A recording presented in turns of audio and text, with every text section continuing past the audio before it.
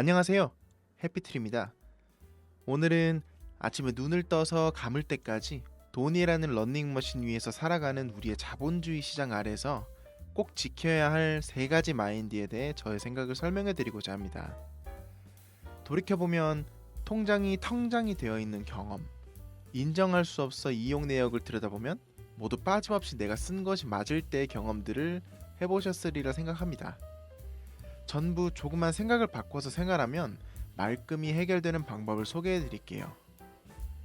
첫 번째는 똑똑하게 써라입니다. 돈은 우리의 삶을 윤택하게 만들어주죠.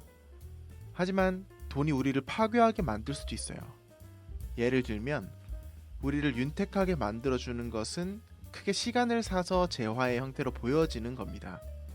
가정부를 고용해서 청소 시간 2시간에 5만 원을 주는 것을 대신해 그 시간 동안 내가 더 높은 효율을 뽑아낼 수 있다면 굳이 내가 청소를 직접 하지 않는 거죠. 이런 형태로 시간과 돈을 쓰는 습관을 기르게 되면 복리 효과로 엄청난 효율과 에너지를 쌓아가게 됩니다. 시간과 돈을 연관시켜서 나의 강점은 직접 부각시키고 단점은 대리해버리는 거죠. 이런 습관은 우리가 사소하게 생활하는 것부터 모두 연관 지을 수 있습니다. 어떤 것을 사려고 할 때 네이버든 쿠팡이든 뭐든 최저가를 찾아서 몇천 원을 아꼈다고 하더라도 찾는 시간이 30분 1시간 이렇게 되어버리면 그건 자신이 그 시간을 이용해서 창출할 가치에 비해 오히려 손해를 본 걸 수도 있어요. 돈이 우리를 파괴하게 만드는 습관은 이와 반대로 돈을 쓰는 습관을 가지는 건데요. 내가 들이는 시간과 노동에 비해 다른 것을 선택했을 때 기회비용을 전혀 고려하지 않은 선택들입니다. 앞서 예를 든 것과 같이 최저가를 검색하는 시간을 30분 1시간씩 한다거나 품질 차이가 없는 같은 물건을 직접 오프라인에 가서 산다거나 장사를 한다면 아침에 더 잘 팔릴 도시락을 저녁에 내놓고 판다거나 하는 등 인풋 대비 아웃풋을 최소한 선택지를 여러 개 놓고 생각할 수 있어야 하는 겁니다. 불확실한 선택에 정답은 없지만 현명한 쪽으로 기울어 있는 선택은 분명히 존재하거든요. 판단도 많이 해봐야 실력이 늡니다. 수동적인 태도로 누가 그러더라, 어떤 게 요즘 좋더라 해서 따라가는 방식으로는 주관적인 판단을 자꾸 흐리게 해서 내가 스스로 생각하고 판단하는 힘을 갉아먹어요. 그래서 부자들이나 리더십이 강한 사람들은 머릿속에 여러 가지의 비교 대상을 펼쳐놓은 다음 현명한 쪽의 선택을 잘하고 그것을 빠르게 결정합니다. 고집도 있고요. 결정하는 데서 크게 시간을 쓰지 않는 거예요.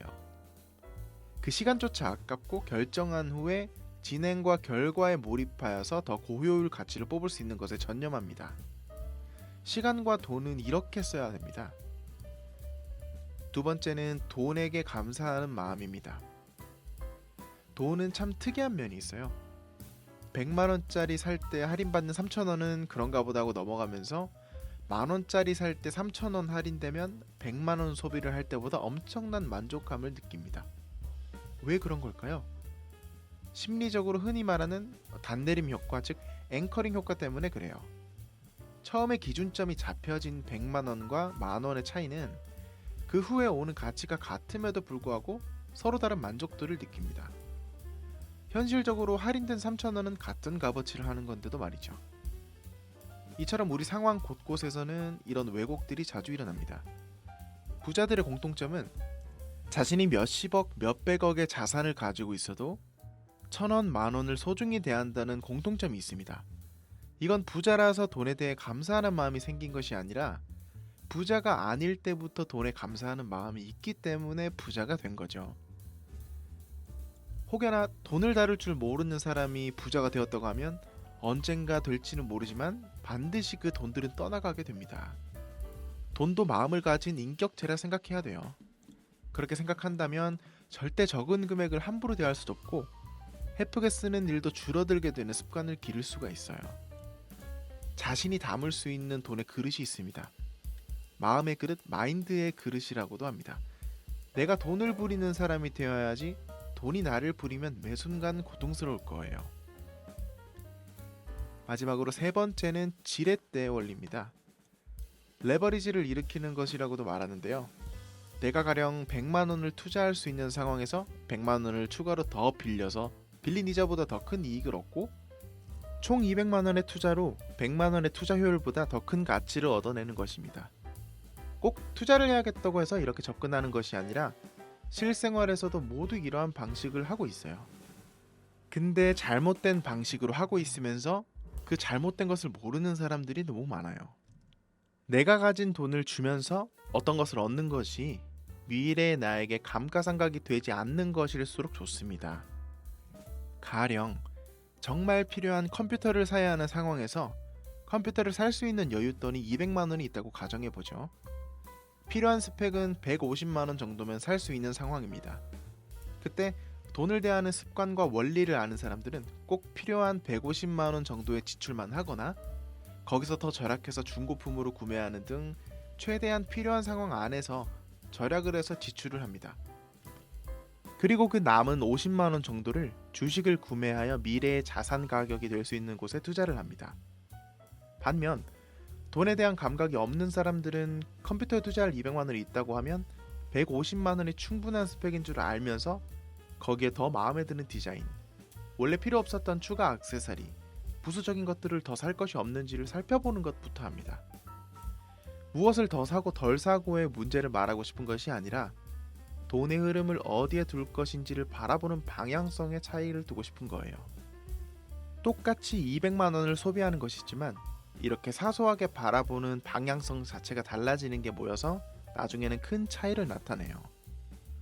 처음에는 각도가 1도 틀려진 두 직선이 그어가다 보면은 어마어마한 차이가 나게 됩니다. 결국에는 컴퓨터는 감가상각이 되는 물건이라 시간이 가면 갈수록 가치가 떨어져요. 이렇게 물품을 구매할 때마다 가치를 매겨보는 습관이 되게 중요합니다. 내가 이것이 꼭 필요한 것인지, 이 돈을 다른 곳에다 쓰면 추후에 나에게 어떤 더 많은 이익을 안겨줘서 그때는 원래 사려고 했던 것을 사고도 남을 만큼 불려줄 수 있는 곳은 없는지를 먼저 생각해봐야 하는 겁니다. 이렇게 다른 비교 대상을 놓고 어떻게 쓰는지에 대한 방향과 어떤 것을 사느냐에 대한 목적성, 이것을 선택함으로써 다른 선택지에 대한 기회비용, 이 세 가지를 고려해서 구매 결정을 하는 습관을 기른다면 앞서 말씀드린 두 가지, 돈을 똑똑하게 쓰는 것과 동시에 돈을 인격체로 바라보고 존중하고 감사하는 마음을 가지며 쓰게 되는 겁니다. 후기 스토아 철학을 대표하는 로마 제정시대 정치인인 세네카가 이렇게 말했습니다. 부는 지혜로운 사람의 노예이자 바보의 주인이다. 구독자 여러분들께서 돈을 바라보는 현명한 태도들을 익히셔서 돈이 나를 부리는 것보다 자신이 돈을 부리는 사람이 되시길 바라겠습니다.